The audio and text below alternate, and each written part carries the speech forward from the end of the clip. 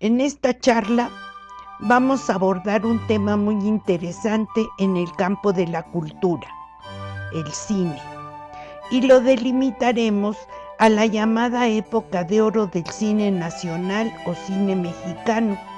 sus causas, sus efectos y sus aportaciones. Toda expresión cultural obedece al contexto de su tiempo, y el cine no es una excepción. La época de oro del cine nacional abarca desde 1936 a 1959,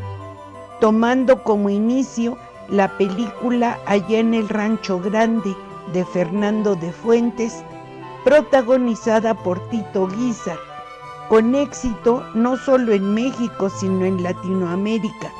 aunque antes ya se había incursionado en la producción de películas de gran calidad estética como La Mujer del Puerto, un melodrama romántico protagonizado por Andrea Palma y Domingo Soler. El ambiente social era el del fin de la Revolución Armada y el inicio de un tiempo de estabilidad política con el gobierno del general Cárdenas, que realizaba cambios importantes para cumplir los anhelos por los que se habían luchado tantos años. Era el momento de cambiar el escenario rural para dar lugar al de la urbanización y modernización. En el plano internacional, en el 39, se inicia la Segunda Guerra Mundial, a la que se incorpora Estados Unidos. Hollywood, que ya era el centro mundial del cine, deja de producir, ya que los materiales que se utilizaban como la celulosa fueron dedicados a la fabricación de armamento. Esto favoreció que México empezara a construir una poderosa industria cinematográfica, con productoras y estudios como Plaza Films, Filmex, Films Mundiales, Cinematográfica Calderón, Película Rodríguez y Mieri Brooks, y más tarde los estudios Churubusco,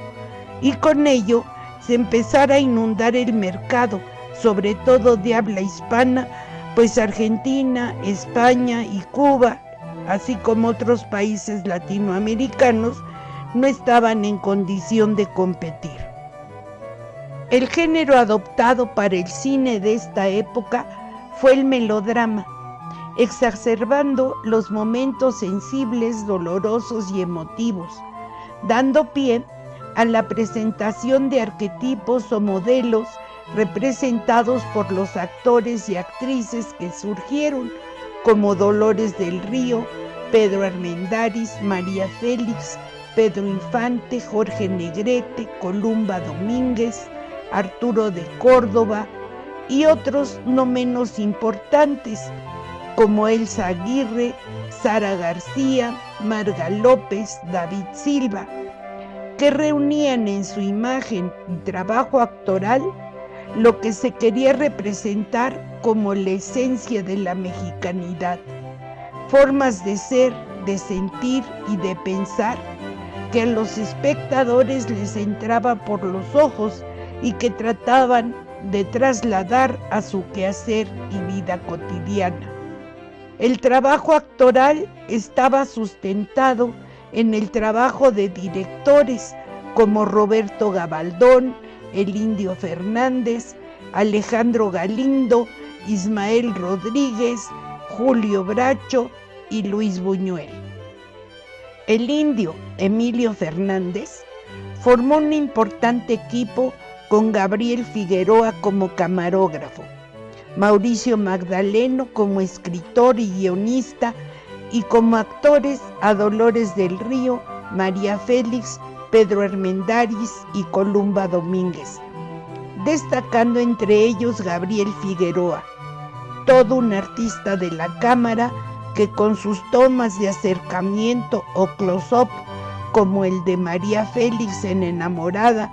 donde está escuchando una serenata y solo le enfoca los ojos y parte de la nariz, o la toma del retiro de las tropas en la misma película, donde se ve la marcha del ejército como sombras en la pared, o el paisaje y las nubes cuando María sigue a Pedro como soldadera al final de la película. O por ejemplo, las mujeres que observan el mar al inicio de la película La Perla, que muestran el concepto estético de Figueroa que le valió numerosos premios internacionales. Todas ellas escenas que pueden ver en los videos sugeridos. Roberto Gabaldón dirigió Macario, El Rebozo de Soledad y El Gallo de Oro. Alejandro Galindo dirigió Campeón sin Corona, Doña Perfecta, Esquina Bajan y Espaldas Mojadas. Ismael Rodríguez, la trilogía de Nosotros los Pobres, Ustedes los Ricos y Pepe el Toro. Julio Bracho, La Sombra del Caudillo y Distinto Amanecer. Y Luis Buñuel, Los Olvidados, Susana, Demonio y Carne, La Ilusión viaja en tranvía, El Gran Calavera y Subida al Cielo. Este periodo, conocido como Época de Oro, la industria fílmica fue apoyada por los gobiernos mexicanos desde Lázaro Cárdenas, al grado que era en importancia la segunda industria después de Pemex, y también por Estados Unidos, que estaban ocupados en la guerra, pero no abandonaban su trabajo colonizador en México y América Latina, evitando por una parte la influencia de la Unión Soviética,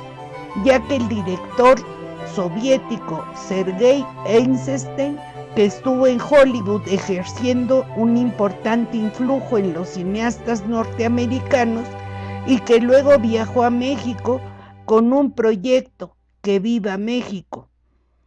Eisenstein se fue de México sin terminar esta película, pero dejó sus enseñanzas en la cinematografía mexicana. El punto es que este artista ruso no empleaba actores, sino retrataba a la gente común y exponía sus problemas y sus luchas por cambiar su vida. Y eso se consideraba peligroso, por lo que desde Norteamérica se le hizo una campaña de desprestigio por sus ideas comunistas, hasta que tuvo que regresar a su patria. Por favor, vean el video de Que Viva México de Eisenstein. Por otra parte, el afán colonizador de los norteamericanos se cumplió gracias al cine mexicano,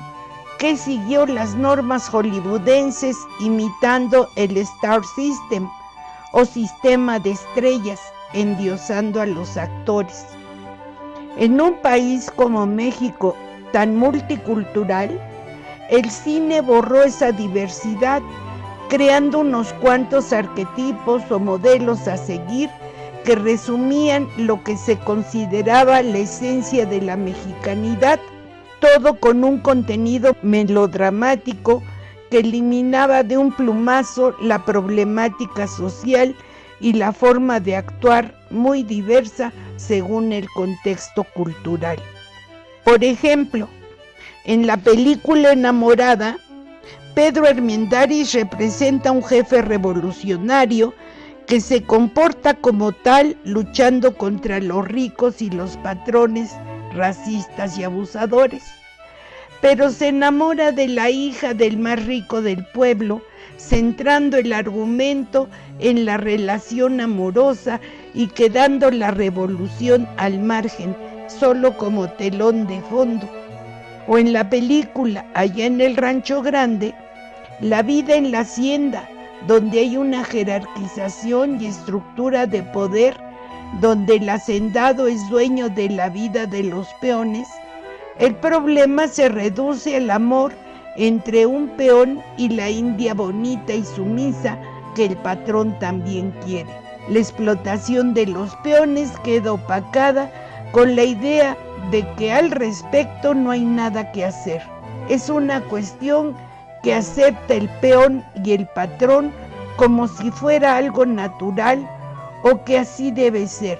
Lo importante es que logren su amor y se llegue a un final feliz. El cine de esta época crea una imagen de cómo debe ser la mujer: abnegada, sufrida, sumisa, obediente, siempre dispuesta a complacer al padre, al marido, al novio o a los hermanos, ya sea por las buenas o por las malas. Y en contraposición, el hombre es violento, macho, bravucón, borracho, conquistador, sinvergüenza, mujeriego y jugador. Los indígenas a veces los presentan taimados e inteligentes, pero lo más frecuente es que sean sumisos, tontos, que no entienden ni hablan bien. Las familias son nucleares: padre, madre e hijos, que hay que estar cuidando a los varones para que no caigan en las garras del crimen, o sea, carne de presidio, y las mujeres cuidando la honra, conservándose puras e inocentes para alcanzar el matrimonio, y una vez alcanzado, cargar con su cruz. La mujer también se presenta como la prostituta, mala, independiente, pero también sufrida, hasta que, si tiene suerte, la rescata un hombre para regresar al redil. Y los hombres a veces se presentan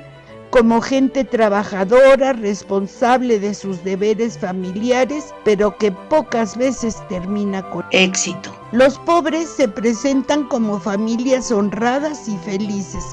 porque están unidos, aunque no tengan que comer. En tanto que los ricos se presentan como desdichados a pesar de su buena vida económica. Todas estas formas de ser se fueron asimilando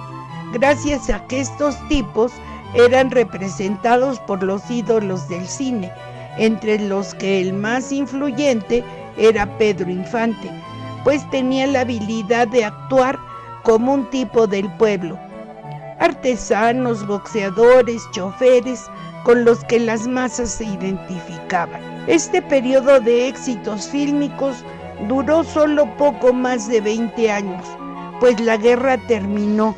Dejó de existir el apoyo económico norteamericano, empezó a funcionar la televisión y al mismo tiempo el cine no renovó sus temáticas, que al usar la misma fórmula trillada para un México que estaba cambiando de manera acelerada hacia la modernización, urbanización e industrialización, ya no era creíble ni satisfacía las necesidades sociales. De todas formas, no podemos negar que cuando vemos estas películas nos gustan, algo nos recuerdan y hasta nos emocionan, y siempre es agradable volver a verlas, pero también hay que ser críticos y tratar de hacer una lectura entre líneas, observar lo que hay detrás de esas historias y reconocer que crearon una imagen de lo que somos los mexicanos que no tiene mucho que ver